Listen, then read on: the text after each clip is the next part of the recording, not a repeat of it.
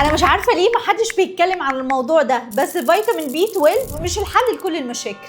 بس ليه بقى هو مش الحل السحري لمشاكلنا؟ الحقيقه ان هو فيتامين مهم جدا، جسمك بيستخدمه في تكوين كرات الدم الحمراء وتنشيط الاعصاب، وتركيزك ومزاجك بيعتمدوا عليه. بس الخطير بقى ان معظم الناس اللي بتاخده مش محتاجينه من الاساس. الدراسات بتقول ان معظم الناس اللي بياكلوا اكل متنوع، حتى لو نباتيين معتدلين او بياكلوا منتجات البان من وقت للتاني، مش بيكون عندهم نقص في فيتامين بي 12. دراسه من ذا امريكان جورنال اوف كلينيكال نيوتريشن اتعملت سنه 2016 اثبتت ان النقص في فيتامين بي 12 بيظهر عند النباتيين اللي ما بياكلوش لحوم خالص، او الناس اللي عندهم مشاكل امتصاص، وده زي مرض كرونز او بعض جراحات المعده. المشكله بقى انك لما بتاخدي فيتامين بي 12 من غير ما تحتاجيه، ده ممكن يسبب لك اعراض جانبيه زي الطفح الجلدي او مشاكل في الكلى، خصوصا لو كانت الجرعات عاليه وملهاش لازمه. يعني ببساطه مش اي تعب بيكون حله بي 12. وكده كده لو بتاكلي بيض، لحمه، سمك، لبن من وقت للتاني، غالبا جسمك بياخد احتياجه الكامل اللي هو حوالي 2.4 مايكرو جرام بس في اليوم. عرفيني في الكومنتات ايه المكملات اللي بتاخديها في الفتره دي. انا سوريا الالفي، اخصائيه تغذيه. ما تنسيش تعملي فولو عشان تعرفي ازاي تعيشي بصحه، مش مجرد بتعملي دايت.